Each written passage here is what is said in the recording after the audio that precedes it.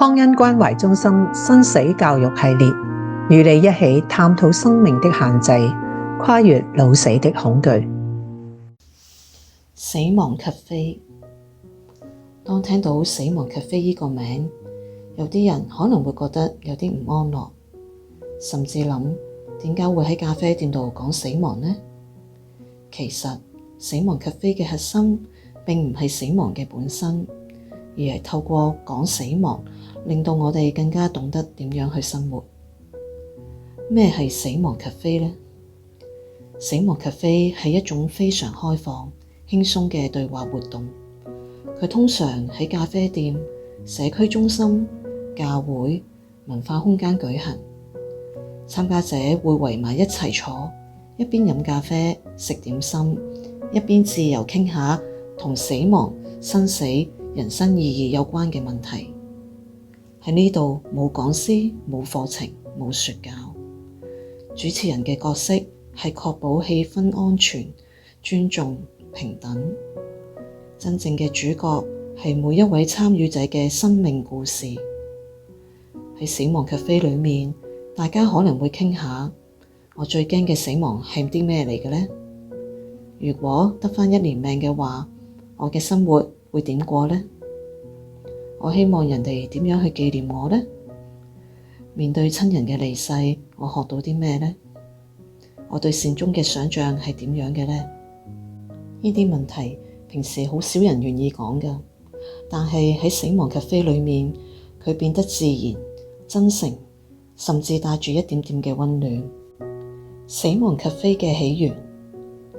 死亡及飛嘅創辦人係英國倫敦嘅 Joe Underwood。喺2011年，佢受到瑞士社會學家 Bernard Kratos 所舉辦嘅 Café Motel， 亦即係死亡咖啡店嘅啟發，決定要將呢一種對話方式推廣到社區。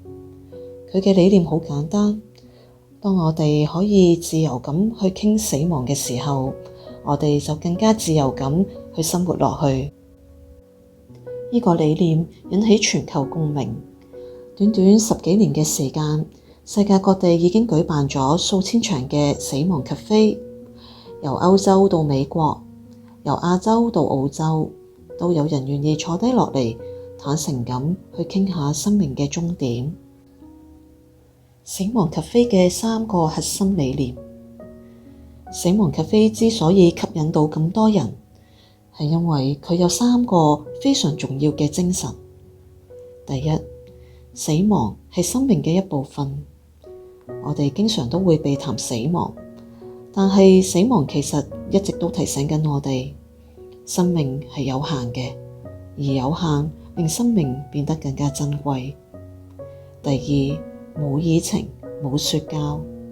死亡及飛唔係講座，亦唔係輔導，每個人都可以自由分享，冇對與錯，冇標準答案。第三，安全同尊重嘅空間。每個人嘅經驗都值得被聆聽。有人帶住悲傷，有人帶住好奇，有人帶住恐懼，有人帶住幽默。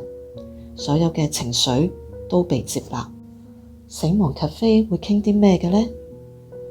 喺死亡及飛裏面，大家可能會講下親人離世嘅經歷，對死亡嘅恐懼、遺囑、身後事嘅安排。喺信仰方面係點樣睇死亡？臨終關懷、善終、安寧療護。